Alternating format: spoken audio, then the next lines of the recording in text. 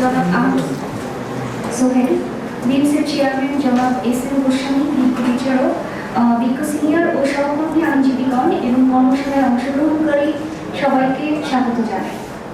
আজকের কর্মশালার আলোচ্য বিষয় exploring process of mediation at ATR under legal aid amendment ordinance 2025।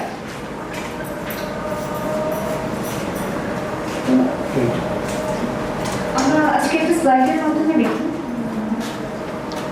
আমার বক্তব্যটা আমি স্লাইডের মাধ্যমে দিয়ে দিয়েছি আপনাদের জন্য। আমাদের বাংলাদেশে মামলা জজ দাঁড়িয়েছে 40 লক্ষের বেশি।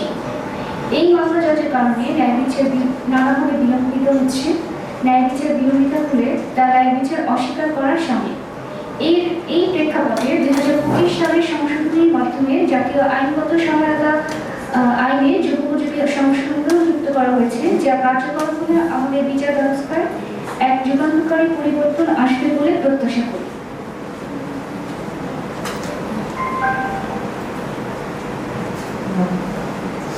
এটা আমাদের আজকের টপিক। আমরা মূলত এই সংশোধনীর মাধ্যমে কি কি পেলাম সেই বিষয় নিয়ে আলোচনা করব।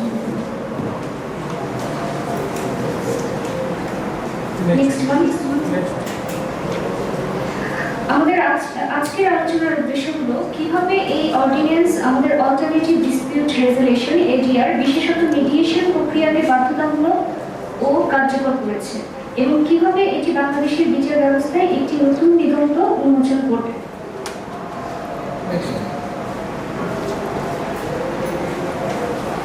নতুন আইনে মিডিয়েশনের যৌক্তিকতা নিয়ে আমরা বলবো।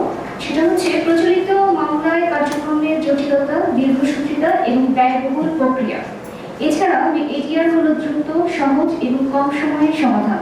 সবচেয়ে বড় কথা হলো এডিআর প্রক্রিয়ার পক্ষগণ নিজেরাই সমাধানের নিয়ন্ত্রণ ধরে রাখে। সিদ্ধান্ত গ্রহণে পক্ষগণের অংশগ্রহণ থাকে।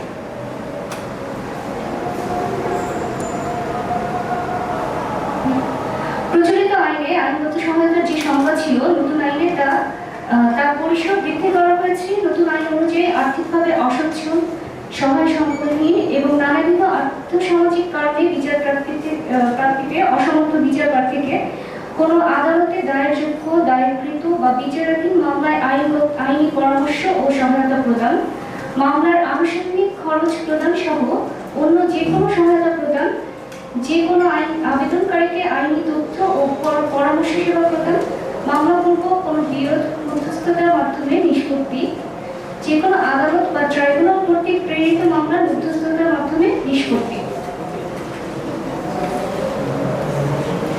আইনে জনবল বৃদ্ধির কথা বলা হয়েছে। পূর্বে শুধু একজন সহকারী জজ বা সিনিয়র সহকারী জজ আইনি সহায়তা প্রদান করতেন। নতুন সংশোধনীর মাধ্যমে প্রত্যেক জেলায় লিগাল এইড অফিসে চিফ লিগাল এইড অফিসার এবং স্পেশাল মিডিয়েটরের নিয়োগের বিধান করা হয়েছে। অবসরপ্রাপ্ত জেলা জজ এবং মধ্যস্থতার বিষয়ে অভিজ্ঞ এবং বিশেষ প্রশিক্ষণপ্রাপ্ত আইনজীবীদের মধ্য থেকে স্পেশাল মিডিয়েটর নিয়োগের বিধান রাখা হয়েছে।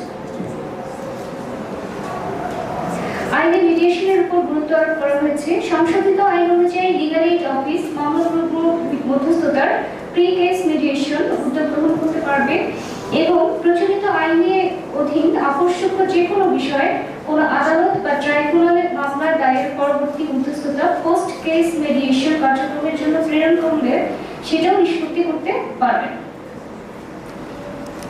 বাধ্যতামূলক মামলাপূর্ব মধ্যস্থতা প্রি কেস মিডিয়েশনের বিধান, যেটা এই আইনের মাধ্যমে সংযুক্ত করা হয়েছে, এটা হচ্ছে সবচেয়ে যুগান্তকারী সংযোজন। বাধ্যতামূলক মধ্যস্থতা মামলার অস্বাভাবিক চাপকে কমাতে সাহায্য করবে এবং বিচার ব্যবস্থার উপর থেকে চাপ কমিয়ে দেয়।